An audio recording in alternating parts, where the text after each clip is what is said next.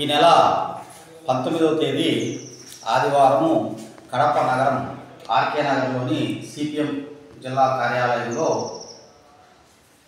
CPM జిల్లా committee ఆధ్వర్యంలో కడప జిల్లా సమగ్రాభివృద్ధి ప్రజా ప్రణాళిక అనేటువంటి అంశంపైన సదస్సు ఉదయం 10 గంటలకు నిర్వహిస్తూ ఉన్నాం.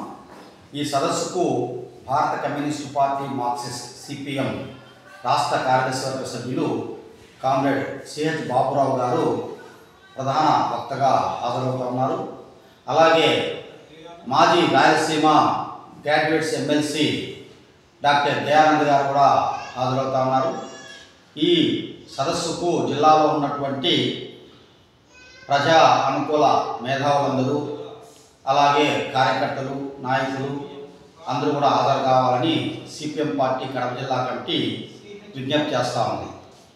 ఈరోజు 42 సంవత్సరాలు దాటిన తెలుగంగలో అంతర్భాగమైనటువంటి బ్రహ్మసాగరు పంట కాలువలు పిల్ల కాలువలు పూర్తి చేయని పరిస్థితి, చివరి ఆయకట్టు వరకు నీళ్లు ఇవ్వని పరిస్థితి ఈరోజు జిల్లాలో అలుముకోనుంది.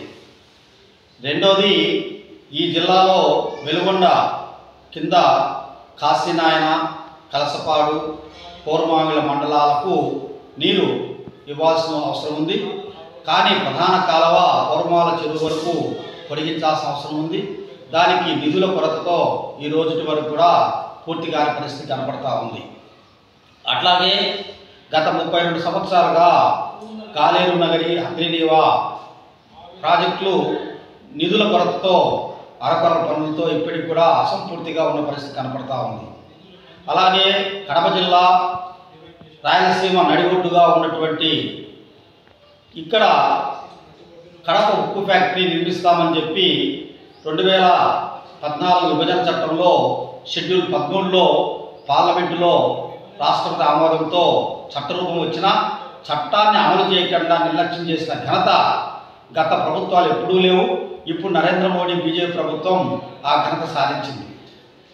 అలాగే బీజేపీ రాయలసీమ డిక్లరేషన్ పేరుతో కర్నూలులో సభ పెట్టి కడప ఉక్కు నిర్మిస్తాము మేము అని చెప్పి వాళ్ళు డిక్లరేషన్లో ప్రకటించారు.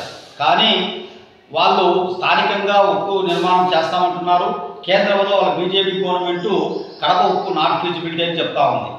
కాబట్టి పార్లమెంటు జాయింట్ కమిటీ అది పబ్లిక్ హీరింగ్ జరిపి ప్రజల అభిప్రాయం తీసుకోవాలని చెప్పి మేము డిమాండ్ చేస్తున్నాం. ఎందుకంటే కడప ఉక్కు ఫీజిబిలిటీ అనేటువంటిది సిపిఎం పార్టీ అభిప్రాయం.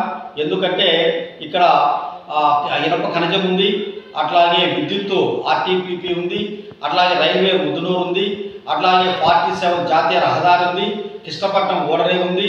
అట్లాగే అన్నిటికి మించి ఈ ప్రాంతంలో కరువు సీమ, ఇక్కడ ఉపాధి అవకాశాలు పెంచాల్సిన అవసరం ఉంది. అట్లాగే నిరుద్యోగులకు ఉద్యోగ అవకాశాలు కల్పించాల్సిన అవసరం ఉందని చెప్పి మేము తెలియజేస్తున్నాం. అట్లాగే కృష్ణా వాటరు మైలవరం గడ్డిపడ ద్వారా పుష్కలంగా అందుతూ ఉంది.